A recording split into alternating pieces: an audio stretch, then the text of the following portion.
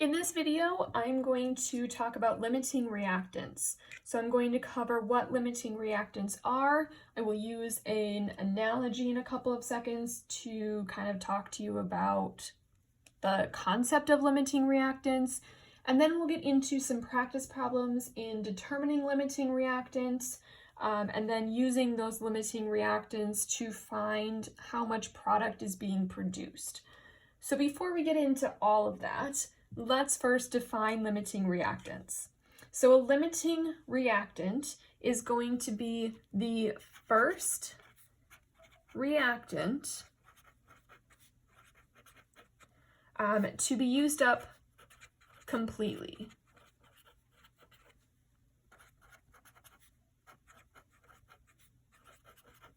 Okay, so this is going to be the first reactant that runs out, the first reactant that reaches 0 grams first. That's going to be your limiting reactant. So as an analogy, I am going to try and draw kayaks and kayak paddles and tandem kayak stuff. So just bear with me. So if you know what a tandem kayak is, it's a kayak made for 2 people to sit in and row together, right? So a tandem kayak, just bear with my terrible drawings. This is my kayak. A tandem kayak is made up of 1 kayak body and 2 paddles, right? 1 for each person. And kayak paddles are just, it's 1 long rod with the two paddles at the end, right? So this is 1 tandem kayak. And that's as good as it's gonna get. So to make a tandem kayak, right, we need 1 kayak body and 2 paddles. So let's say that we have, well actually let's draw that out so you can understand what I'm drawing. So this is 1 kayak body plus 2, can you imagine if I tried to draw anything else? 2 paddles gets you 1 tandem kayak, right? Say that we have a company that receives a shipment that has 3 kayak bodies and 5 paddles in the shipment, and they need to put together as many tandem kayaks to sell as they can, right? So for every 1 kayak body, we can put 2 oars with it to make 1 tandem kayak. So let's see, we have 1 kayak body and we have these 2 oars going with it to make 1 tandem kayak. Let's say we use this body with another 2 oars to make 2 tandem kayaks. Now, one of these is going to run out first, right? So which one is running out first? Is the kayak body running out first, or are the paddles running out first? In this case, our paddles are running out first. So we could put this single paddle with this single kayak body, but that doesn't make a tandem kayak because we are short on paddles. So therefore, our paddles are our limiting reactant. That is what is running out first. It's the first reactant to be used up completely, right? We ran out, so therefore it's going to limit how many tandem kayaks this company can make. Okay, they can only make 2 because they don't have enough paddles. Okay, so that's the general analogy with the best drawings in the world, I know, of what limiting reactants are. Before I get into any of the problems and everything, I just need to give you a little warning that I am literally working on like a 4-foot wide desk with my cell phone rubber banded to a lamp, and so I don't have a calculator. I can't fit everything in this area, and I'm going to be using my computer for a calculator. So just deal with the craziness of this video because I literally have 2 hands worth of space to work on. So this is what the stoichiometry reference sheet that I provided for you looks like. I'm just going to quickly run over the different parts of it and how to use this to your benefit. So the top up here is the basic roadmap for any stoichiometry problem. So you can use this roadmap for reaction stoic problems, you can use it for limiting reactant problems, you can use it when you're trying to determine how much excess reactant is left at the end of a reaction. This is good for any of those calculations. So the way that it works, you have compound X and you have compound Y. Compound X is whatever compound you are starting with based on whatever problem you are trying to solve, and compound Y is whatever you are trying to go to. Okay, so you're going to just kind of fill in the blanks as you go. You start with how many grams of your starting compound you were given in the problem. This is never a number that you use your periodic table for. It's never a number that you calculate. This is always from the actual problem. Then we are going to use the molar mass to convert grams of your starting compound into moles. So whenever you see a blank, that is a place where that is a number that you either have to calculate or a number that you have to find. So here we're using the molar mass based on the periodic table. How many grams of our starting compound are in 1 mole? Then we are going to use the mole to mole ratio to go from your starting compound to your compound that you want to end up with. And that is based on the balanced equation. So this is where you use coefficients from your balanced equation to go from mole of one substance to moles of the other. Then we are going to go from moles of that second compound into grams of it. So to do that, we are going to use the molar mass just like we did here in step 2. But this time it is for your second compound, so that is based on your periodic table. How many grams are in 1 mole of that ending compound? Then you go through, calculate all of this, and you should get a number, and the unit is grams of that second compound. Now the steps here are hopefully very helpful for you. You want to first make sure that your equation is balanced. You obviously can't do this step here in the middle, one of the most important steps, if you don't have a balanced equation. The second step then is to determine what you are starting with and what you are ending with. So before you even get to plugging any numbers into your dimensional analysis, determine your starting point and determine your ending point. And you have 3 options. Your first option, when you are determining the limiting reactant, you start with one of the reactants and you end with the other.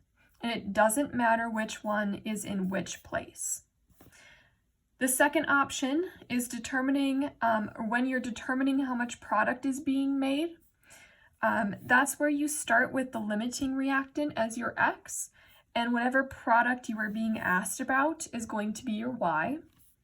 The third option is when you are determining how much excess reactant is left. For this, you start with your limiting reactant as X, and you end with your other reactant as Y. Okay, so it's very similar to this first one, but the third option, you have to start with your limiting reactant. Up here, it doesn't matter which one you start with because that's determining your limiting. Then the third step is to then complete this problem. Now some definitions really quick that I put on here. Your limiting reactant is the first reactant that is used up. Okay, when this limiting reactant is all used up, that means that no more product can form and the reaction stops. Okay, so how much product is being made is based on your limiting reactant, hence why when you're asked to determine how much product is being made, you have to start with your limiting reactant because that is going to determine how much product can be formed. Your excess reactant is what is left over once the reaction stops because the limiting reactant got used up. So one of the reactants is going to be used up completely, The other will have some remaining at the end. The one that has some remaining is your excess reactant. So this is one of the problems we are going to start with. So let's start with this reference sheet here. We need to do step 1 first, and that is to make sure our equation is balanced. So let's go on and balance this equation here. So I'm going to rewrite it out.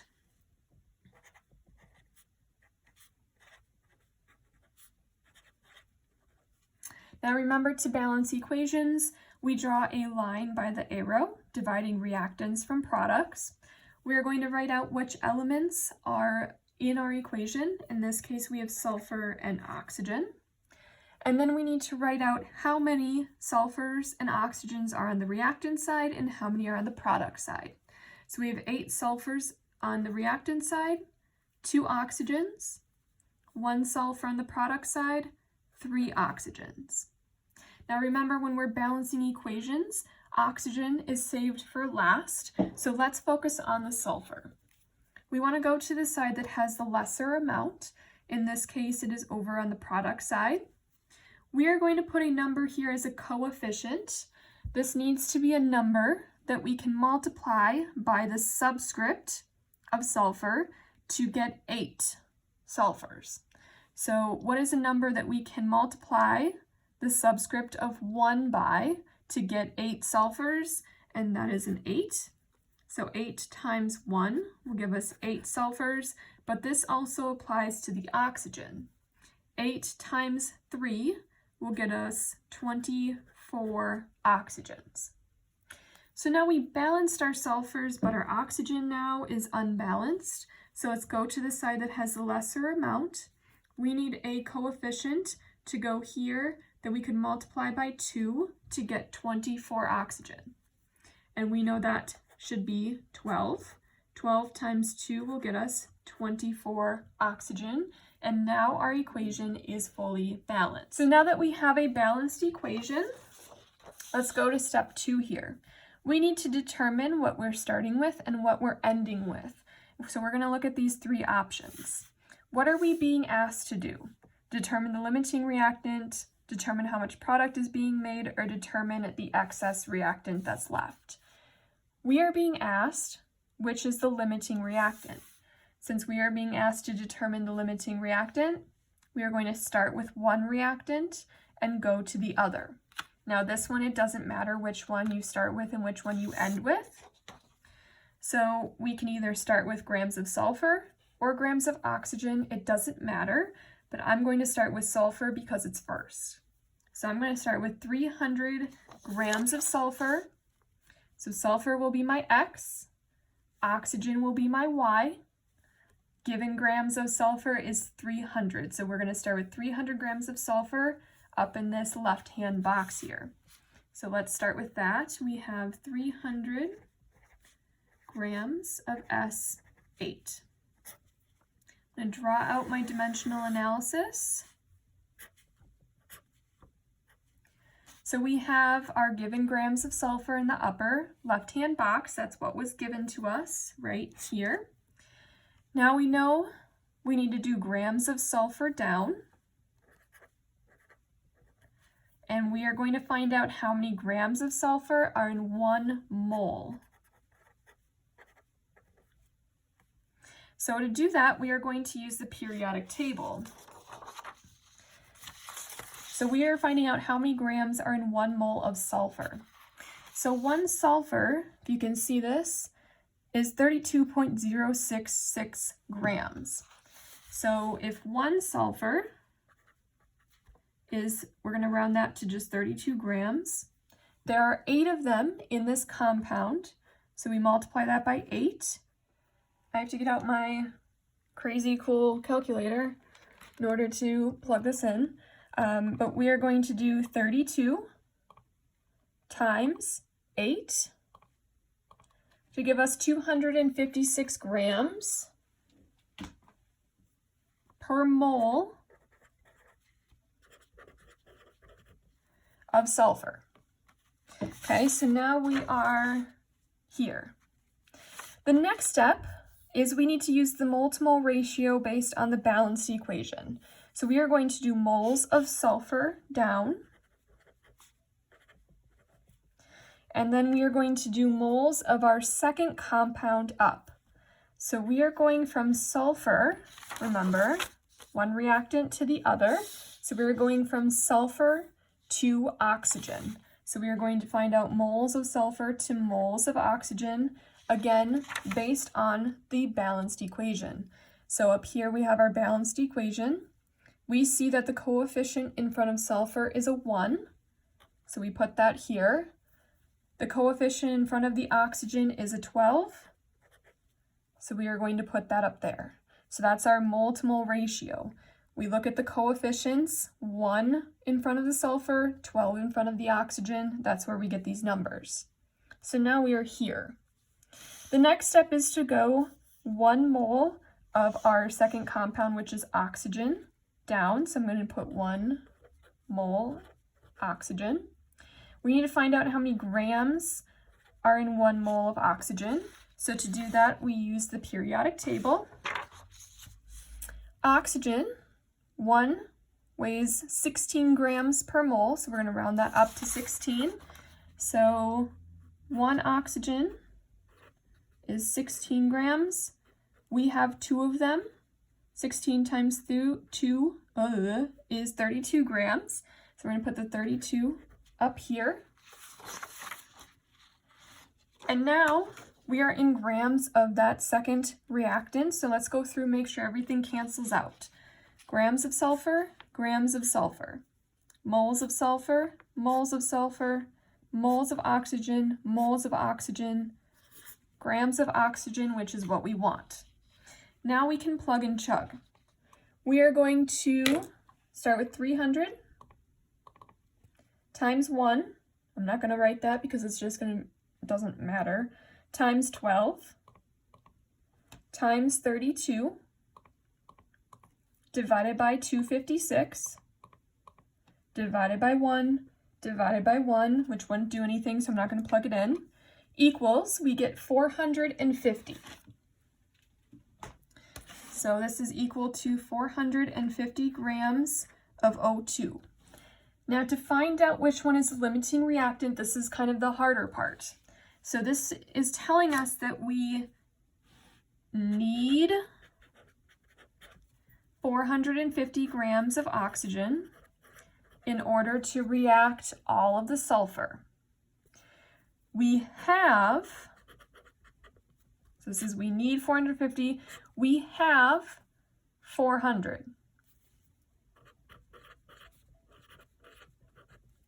If we need 450, but we only have 400, that means that oxygen is our limiting reactant. We don't have enough oxygen to react all of the sulfur, which means that the oxygen is going to run out first. So this is our limiting reactant. Now for the second question then, so our limiting reactant is oxygen. So this is our limiting reactant. Now for the second question then, so our limiting reactant is oxygen. How much sulfur trioxide will be produced? Now this is a whole new question, and we're going to refer to our steps again. We have a balanced equation, so step 2 is we need to figure out what we're starting with and what we're ending with. Are we determining the limiting reactant? No, we already did that. Are we determining how much product is being made? How much sulfur trioxide is being produced? Yes. So we are going with B. That means that we are starting with our limiting reactant and we are going to our product. So our given grams of X is going to be how many grams of our limiting reactant we are starting with. So since oxygen is our limiting reactant, this number is what we are starting with. So we're starting with 400 grams of oxygen. And we're going to go through our dimensional analysis. We are starting with our limiting reactant going to the product. So if we have grams of oxygen up, We need to do grams of oxygen down. We need to figure out how many grams of oxygen are in 1 mole. If you remember from our limiting reactant calculation, we know that it's 32 grams per mole, so I'm just going to plug that in here. Then we need to do our mole to mole ratio, so we are going to do moles of oxygen down, and we are going to moles of our new compound. In this case, we're being asked about sulfur trioxide, so I'm going to do moles of SO3. Now this is the step where you use the balanced equation. So we are going to look at the coefficients in front of both of these compounds. We are going to start with oxygen. So we have a 12 as a coefficient in front of oxygen. So for every 12 moles of oxygen, we are going to produce 8 moles of sulfur trioxide. Okay, so that's using the balanced equation. Next, we need to do 1 mole of our new compound down. So 1 mole of SO3. And we need to do grams of sulfur trioxide up. And this is where we use the molar mass. So let's do some calculating. SO3 contains sulfur and oxygen. Using our periodic table, we know that 1 sulfur weighs 32 grams per mole. And we have 1 of them, which gives us a total of 32 grams of sulfur in this compound. Oxygen is 16 grams per mole. So 1 oxygen is 16 grams. We have 3 in this compound. So let's grab our makeshift calculator here. So we need 16 times 3 equals 48. So we're going to put 48 here. And then we are going to add these two numbers up. So 48 plus 32 is 80. So we know that 1 mole of sulfur trioxide is 80 grams. Now let's make sure that our units all cancel out. So we have grams of oxygen, moles of oxygen, moles of oxygen, moles of sulfur trioxide, moles of sulfur trioxide. We're left with grams, which is what we want. So now we can plug and chug. So we're going to start here with 400 grams times 1 times 8 times 80 divided by 32 divided by 12 divided by 1, and we get an answer of 666 point, we're going to round that to 67. So 666.67 grams of sulfur trioxide. So that is going to be our answer. All right, so why don't we try a practice problem? So if you would like to pause the video and try this on your own and then hit play when you're ready and I'll go through the answers, you can do that. So again, we are going to refer to our reference sheet here. Our steps, the first step is always to make sure the equation is balanced. I'm just going to balance it for you. So you should have gotten a 3 here, a 2 here, 4, and 3. So that's what your balanced equation should look like. If you didn't get that, why don't you try it again and see if you can get that. Now the first step is we need to figure out the limiting reactant, right? So we are going to determine what we are starting and ending with. We are determining the limiting reactant, so that means we're starting with one reactant and going to the other. So again, I'm going to start with the first reactant provided because I'm just that person. So 65 grams of iron oxide. So iron oxide is my X and carbon is my Y. So I have my given grams, which is 65, provided up here. The next step is to use the molar mass to find out how many grams of iron oxide are in 1 mole. So I'm just going to write the basics on here. So to find that out, we need our periodic table. So iron oxide is made up of iron. Iron is here 55.845 grams per mole. We can round that to 56. I'm fine with that. So 56 grams. We have 2 of them. We also have oxygen. Oxygen, based on the periodic table, is 16 grams per mole. So 16 grams, and we have 3 of them. So 56 times 2 will get us 112. And 16 times 3 will get us 48. When we add those together, we get 160 grams in 1 mole of iron oxide. Our next step is to go moles of iron oxide to moles of our second compound. And remember, we're going from one reactant to the other. So we're going to go from iron oxide to moles of our other reactant, which is moles of carbon. So that is using our balanced equation like it says on the sheet. So you are going to look at the coefficients in front of each reactant. So for every 2 moles of iron oxide, you have 3 moles of carbon. So you should have gotten a 2-to-3 ratio for the mole-to-mole ratio. So now we are in moles of carbon. We need to go from moles of carbon to grams of carbon. So we're going to put 1 mole of carbon down, and we know, based on the periodic table, that carbon is 12 grams per mole. So we're going to put 12 grams up here. Okay, so now we need to make sure everything cancels out. Grams of iron oxide, grams of iron oxide, moles of iron oxide, moles of iron oxide, moles of carbon, moles of carbon.